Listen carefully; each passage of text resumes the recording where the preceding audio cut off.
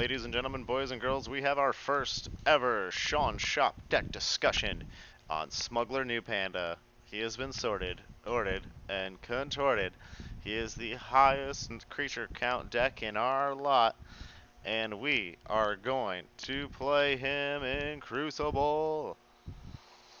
We have a very lovely friend helping us out today so that we're not screwing over random players while we're just playing out a couple hands. Or excuse me, a couple turns. I did win the flip and I did win first player.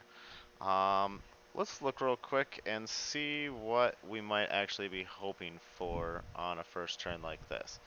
It looks like that we have a really good chance with Sanctum to get a Bulwark, which would be amazing.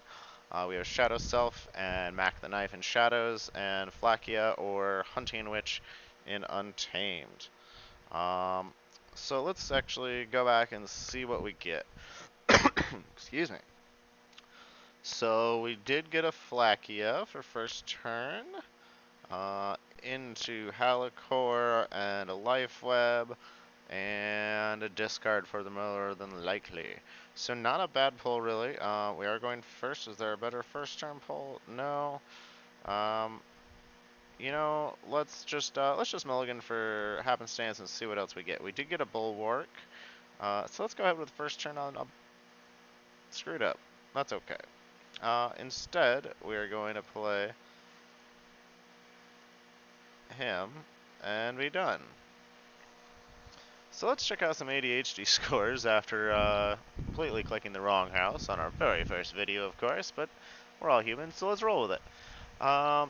24 creatures, quite a few, only 3 artifacts, and only 2 upgrades, which I think is probably an appropriate amount. So what artifacts and enchantments do we have? Enchantments, perfect to protect the weak, right?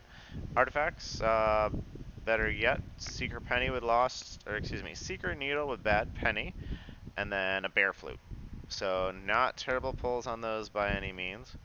And our scores wise, we're in the positive on all of them except for Amber, and even then it's still just a little short, nothing terrible. So, nothing great. But the Amber, I don't think will be too much of a hassle with things like Hunting Witch and maybe some Life Web, and just really so many creatures that you're going to be more dependent on reaping and controlling the board that way anyways. So let's talk about that for a second. Control-wise, we have what? We have Lost in the Woods and Save the Pack as far as actual control and really only board wipes available. Because again, we do only have 7 actions in there. So he's taken his turn. He's gone through and played Bilgum, played an Anger to fight my bear, and Smash just on his own Smash. Unfortunate thing that happens, but we do get ahead of ourselves. So let's see what we're going to do this turn. It looks like we can clear out 3 cards out of our hand with Sanctum, so I'm always happy to do that. Doesn't look like order is going to be too much of a big deal here. We just got to make sure we do actually play Protect the Weak on the right guy. So normally I don't like to use it on him, but personally I think it's better than a Bulwark because you can protect him longer. So we'll do that there, and then we'll end our turn and see kind of what we're thinking on this whole deck will transpire out to.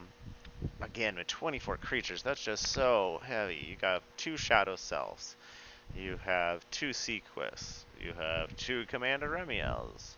It's a lot of doubles in this deck, and a lot of ways to protect your stuff. So 2 Bulwarks, 2 Shadow Selves, right? That right there, you can protect your key creatures for other turn use, we'll say, which is going to be a repetitive turn use, excuse me, which is going to be things like your Hunting Witch, your Witch of the Eye, Lord Golgotha, and more than likely Umbra, or no, sorry, not Umbra, Nexus, because you want to have that ability to kind of check out their creatures and make sure that check out their artifacts and make sure that you can control those as well.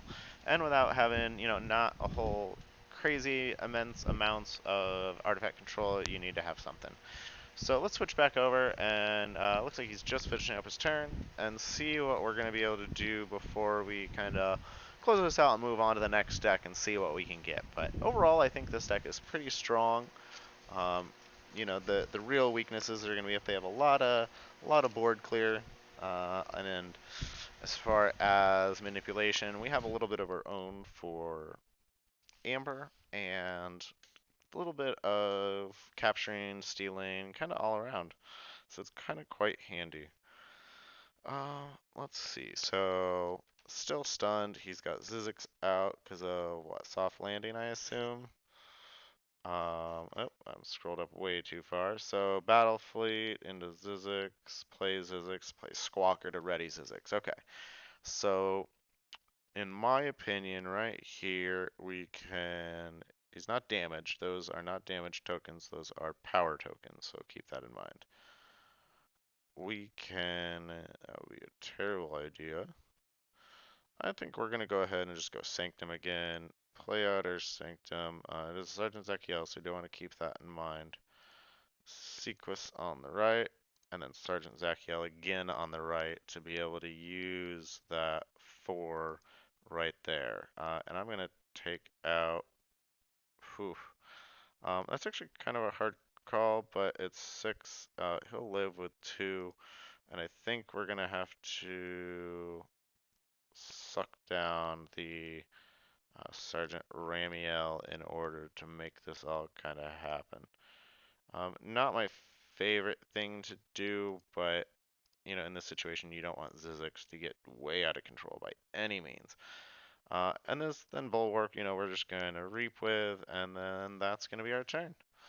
I think that's about it, guys. We'll leave you with the card list there, and hopefully you liked the little deck discussion that we did for a couple minutes, and check us out next time. Thanks again, guys. Sean Shop. Peace out.